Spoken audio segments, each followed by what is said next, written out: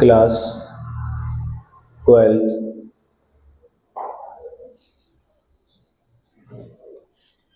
Subject physics, chapter 7। Chapter का नाम है प्रत्यावर्ती धारा। इंग्लिश में कहते हैं अल्टरनेटिंग करंट।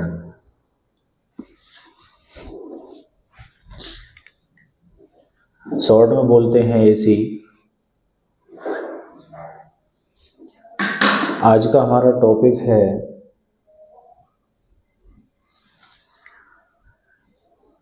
अनुनादी परिपथ।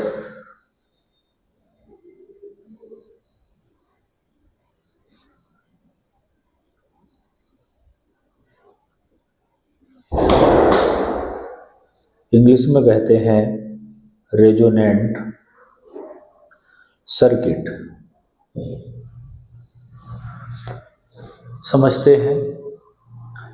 इसे समझने से पहले एक डेली लाइफ का एग्जाम्पल लेते हैं। अक्सर हमने देखा है कि रेडियो या मोबाइल पर जब हम एफएम प्रोग्राम सुनते हैं तो फ्रिक्वेंसी सेट करते हैं। फॉर एग्जाम्पल, मुजफ्फरनगर HTFM की फ्रिक्वेंसी है 90.8 मेगाहर्ट्ज। ये यहाँ की फ्रिक्वेंसी है एफएम की। तो हम अपने मोबाइल में जब एफएम चलाएंगे तो उस मोबाइल की फ्रिक्वेंसी 90.8 मेगाहर्ट्ज हो जाएगी। तो वो उस एफएम केंद्र से आने वाली तरंगों को रिसीव कर लेगा, कैच कर लेगा। तो मोबाइल उन्हीं सिग्नल को कैच करेगा जिनकी फ्रिक्वेंसी मोबाइल से निकलने वाली तरंगों की फ्रिक्वेंसी के बराबर होगी। यह सब किसका कमाल होता है? अनुनादी परिपथ, रेजोनेंट सर्किट का कमाल होता है। रेजोनेंट सर्किट टेलीविजन में भी होता है, रेडियो में भी होता है, मोबाइल में भी होता है। और यह दो प्रकार के होते हैं। एक श्रेणी अनुनादी परिपथ, एक समांतर अनुनादी परिपथ।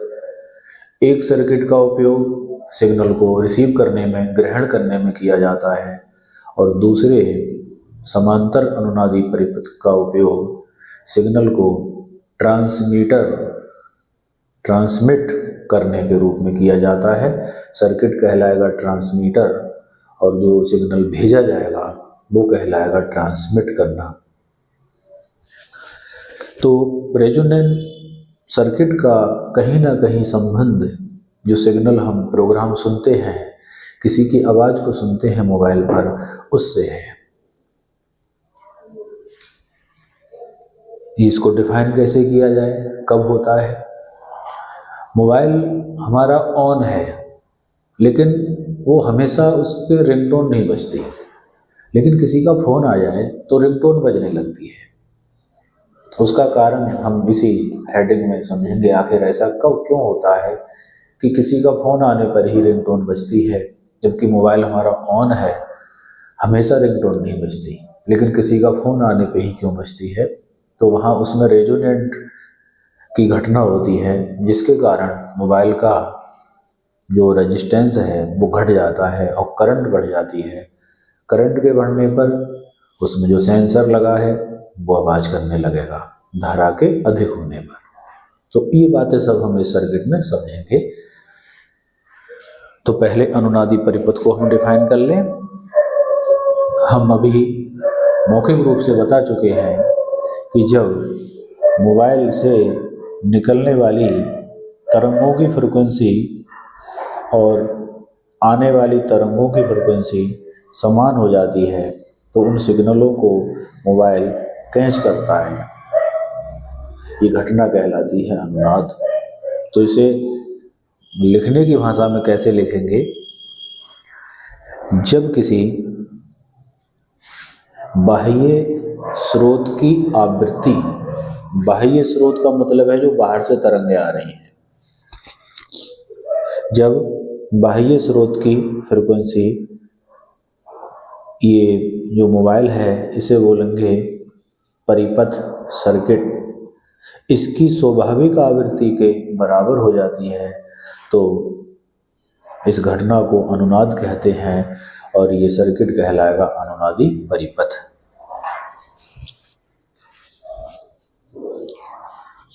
या दूसरे शब्दों में इसकी डेफिनेशन ये भी लिख सकते हैं, हमने पढ़ा है जो कॉइल होती है प्रेरक, उसका रेजिस्टेंस हम लिखते हैं एक्सएल प्रेरण प्रतिघात, और जो कंडेंसर होता है उसके रेजिस्टेंस को हम लिखते हैं एक्सी। तो जब सर्किट में एक्सएल और एक्सी बराबर हो जाते हैं तब इस सर्किट को अनुनादी परिपथ कहते हैं। लिख रहे हैं, जब प्रेरण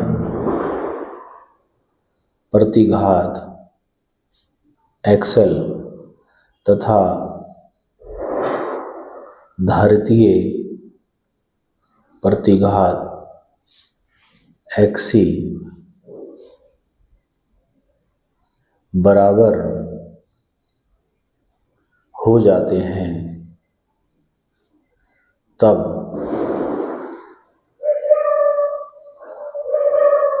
परिपथ अनुनादी परिपथ कहलाता है। ये दोनों फ्रिक्वेंसी बराबर होने पर ये इक्वल हो जाएंगे, ये इक्वल हो जाएंगे तो इनका मोबाइल का रेजिस्टेंस कैसे घटेगा अभी समझेंगे हम। इनके एग्जाम्पल हैं रेडियो में, दूसरा एग्जाम्पल है टीवी में, और तीसरा एग्जाम्पल है मोबाइल में। इसके अलावा अन्य इलेक्ट्रॉनिक उपकरणों में भी कहीं हो सकता है। प्रश्न उठता है कि मोबाइल में या टीवी में ये जो हमने दिखाया कि तरंगे निकल रही हैं, ये तरंगे आखिर क्या सर्किट बनाता है, कौन सा सर्किट बनाता है। तो मैक्सवेल कह चुके हैं कि अगर किसी चार्ज कंडेंसर को किसी कॉइल के साथ जोड़ दें तो ये सर्किट में वैद्युत दोलन होने लगते हैं, आवेश इधर आने लगता है, इधर से वापस उल्टा जाने लगता है प्रेरित धारा के कारण, और आवेश इसी सर्किट में दोलन करने लगता है कंडेंसर से कुंडली पर, कुंडली से कंडेंसर पर। तब इस सर्किट में ऊर्जा लॉस होती है और वो इन ऊर्जा में जो हानि है वो तरंगों के रूप में निकलती है। ये तरंगे ही विद्युत चुंबकीय तरंगे या इलेक्ट्रोमैग्नेटिक वेव्स होती हैं, और यही तरंगे मोबाइल सिग्नल बनाता है। मोबाइल की जो बैटरी है वो कंडेंसर के द्वारा, प्रेरक के द्वारा सिग्नल बनाती है, ये सिग्नल है। तो अपनी सूचना या संदेश को एक स्थान से दूसरे स्थान भेजने के लिए अनुनादी परिपथ दो प्रकार के होते हैं, क्योंकि भेजने के लिए या सुनने के लिए हमको दो सर्किट चाहिए, एक अपना संदेश दूसरी जगह भेजने के लिए और एक दूसरी जगह का संदेश हम सुनने के लिए। तो इसलिए अनुनादी परिपथ दो प्रकार के होते हैं। नंबर एक, श्रेणी अनुनादी परिपथ। नंबर दो, समांतर अनुनादी परिपथ।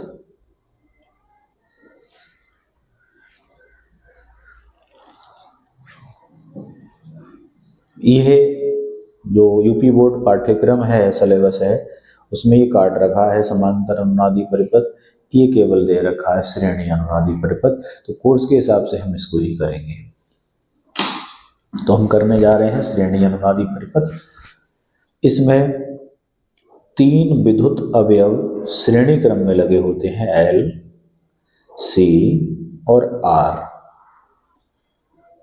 ये सीरीज में लगे हैं और ये AC सप्लाई है। एग्जाम में आ जाता है क्वेश्चन कि श्रेणी अनुनादी परिपथ में अनुनादी आवृत्ति का व्यंजक प्राप्त करो। कैसे करते हैं? आवृत्ति बोलते हैं फ्रीक्वेंसी और व्यंजक माने सूत्र। तो कैसे करेंगे देखना है। ये इसका जो रेजिस्टेंस होता है प्रेरण प्रतिघात वो XL, कंडेंसर का रेजिस्टेंस XC और ये तार है, कोई प्रतिरोध है, इसका रेजिस्टेंस R। ये AC सप्लाई है V equal to V0 sin omega t।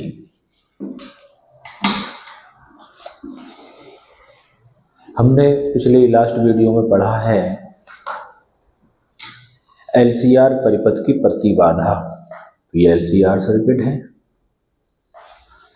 इसकी प्रतिबाधा होगी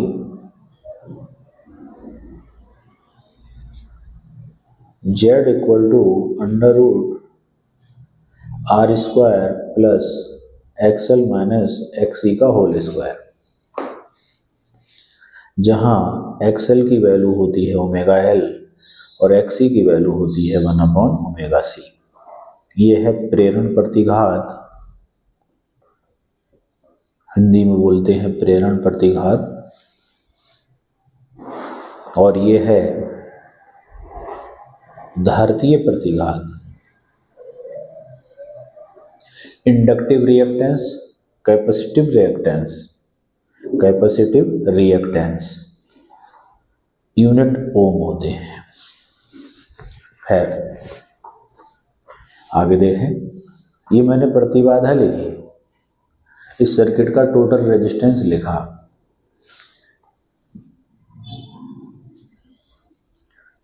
अनुनाद की अवस्था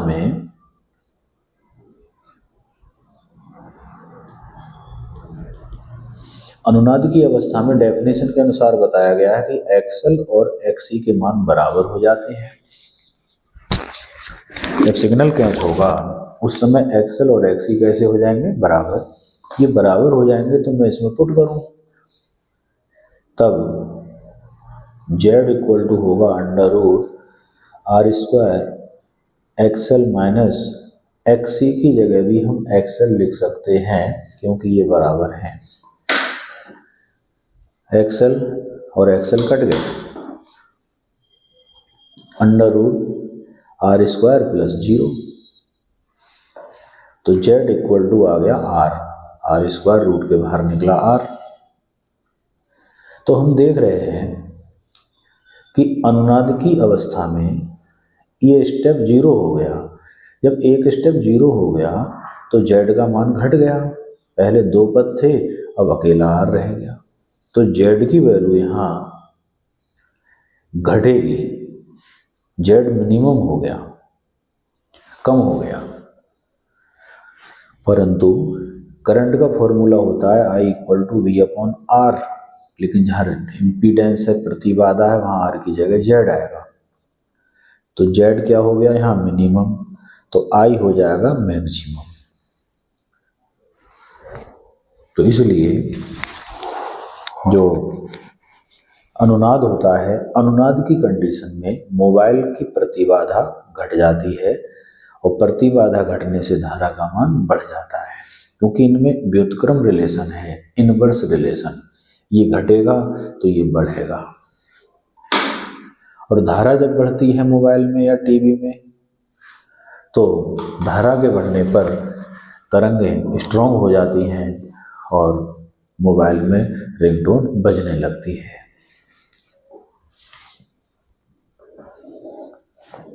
इतना तो कार्य ये करना है इस हेडिंग में, श्रेणी अनुनादी परिपथ में, इंपॉर्टेंट है एग्जाम की दृष्टि से। और एक अनुनादी आवृत्ति का फॉर्मूला निकालना है। तो हम लिख रहे हैं यहां पर अनुनादी आवृत्ति के सूत्र के लिए फिर से हम लिखेंगे XL equal to XC, resonant की कंडीशन। XL का फॉर्मूला ओमेगा L, XC का फॉर्मूला 1/ओमेगा C। ये ओमेगा क्रॉस मल्टीप्लाई से इधर आ गया तो हो गया ओमेगा स्क्वायर, L नीचे चला गया तो हो गया LC, omega square equal to LC, या ओमेगा लिखेंगे तो 1/√LC। ये ओमेगा कहलाता है कोणीय वेग या कोणीय आवृत्ति। यूनिट होगा रेडियन प्रति सेकंड।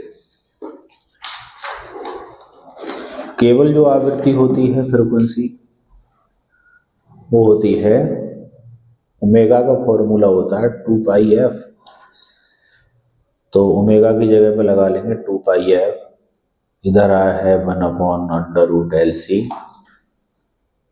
तो f हो जाएगा 1/2π, नीचे आ जाएगा LC। यह अनुनादी आवृत्ति है, इंग्लिश में कह सकते हैं resonance frequency, resonance frequency. Hindi में हो जाएगा अनुनादी आवृत्ति। मात्रक इसका क्या होगा, हर्ट्ज।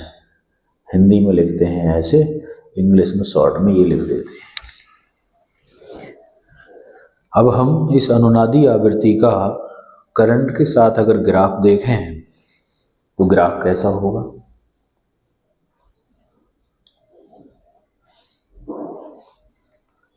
ये एक्स अक्ष और ये वाई अक्ष। एक्स अक्ष पर मैंने ले लिया फ्रीक्वेंसी को और वाई अक्ष पर ले लिया करंट को। तो ग्राफ खींचने पर ये पाया गया कि फ्रीक्वेंसी बढ़ने पर करंट का मान बढ़ता है और एक स्थिति में करंट मैक्सिमम हो जाती है और फिर करंट घटने लगती है। तो जिस फ्रीक्वेंसी पर करंट मैक्सिमम हो जाएगी वो फ्रीक्वेंसी कहलाती है अनुनादी आवृत्ति। यहाँ हमने f से ही लिखा है, लेकिन यहाँ हम f0 से शो कर रहे हैं उसको अनुनादी आवृत्ति, क्योंकि f हमने उसके टोटल मान को ले लिया। इस पॉइंट को मैं इधर मिलाऊंगा तो ये धारा के मैक्सिमम मान को शो कर रही है कि करंट, ये ग्राफ सबसे हाईएस्ट यहाँ गया है, तो इधर मिलाएंगे तो करंट का मान मिलेगा। तो अनुनाद की अवस्था में धारा का मान मैक्सिमम होता है, ये ग्राफ प्रदर्शित कर रहा है। इस आवृत्ति के संगत ये मान है, इस धारा के संगत ये आवृत्ति है। उपयोग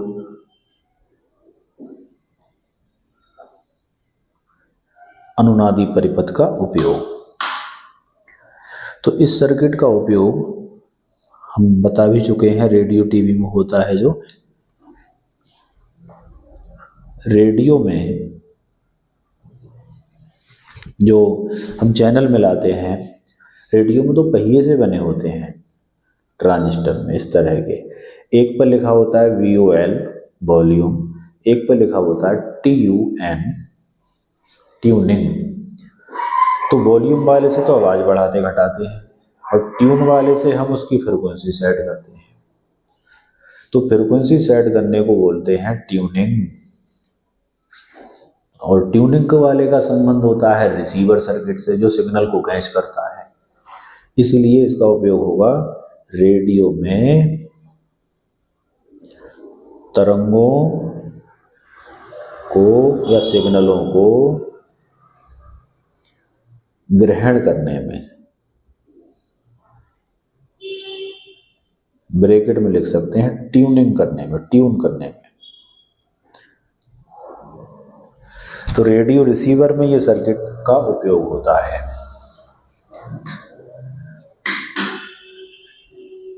इसमें एक नोट डाल के इनकी विशेषताएं बता रहे हैं, या गुण या विशेषताएं।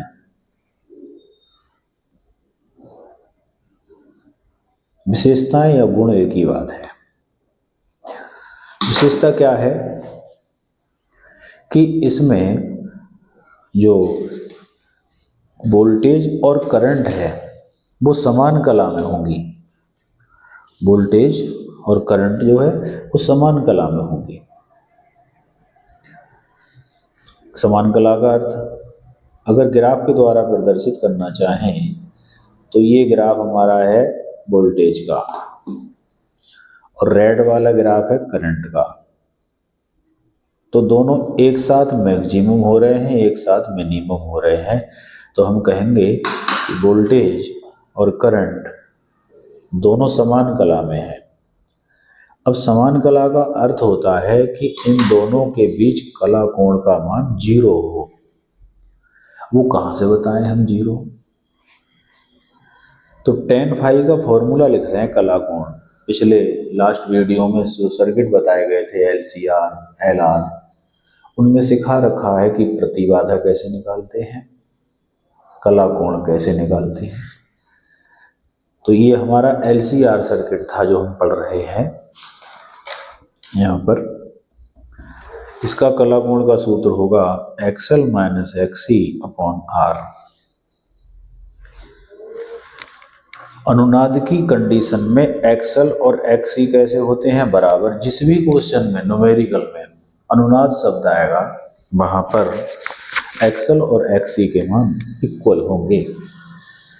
जब ये इक्वल है तो ये कट जाएंगे तो आएगा 0, ऊपर 0 नीचे R, तो 0 ही हो जाएगा। अगर 0 के अपॉन में कुछ भी हो तो tan फाई इक्वल टू 0, और 0 वैल्यू होती है tan 0 डिग्री पर, तो फाई इक्वल टू 0। तो इसमें वोल्टेज और धारा समान कला में होते हैं, ये इसकी विशेषता है। एक चीज इसमें देखने की और होती है कि हम जो इसके अवयव है 3 LCR, इनका अलग अलग वोल्टेज अगर हम लिखकर ऐड करें तो उसका जो सम आएगा वो सप्लाई के वोल्टेज से कहीं अधिक आएगा। तो ऐसा लगता है जैसे वोल्टेज बढ़ के आ रहा है, वास्तव में बढ़ता नहीं है। अगर उससे फॉर्मूले के अनुसार हम जोड़ेंगे √V² प्लस, ये फॉर्मूला है वोल्टेज का, VR² plus BL minus BC का होल स्क्वायर। इससे ना जोड़कर हम सीधे सीधे ऐड करें DC सप्लाई वाले सर्किट की तरह, तो तीनों वोल्टेजों का योग सप्लाई से अधिक आता है। उसका अर्थ है, इसलिए इस सर्किट को कहते हैं कि इसमें आभासी वोल्टेज बढ़ रहा है, अतः ये वोल्टता प्रवर्धन का कार्य कर रहा है।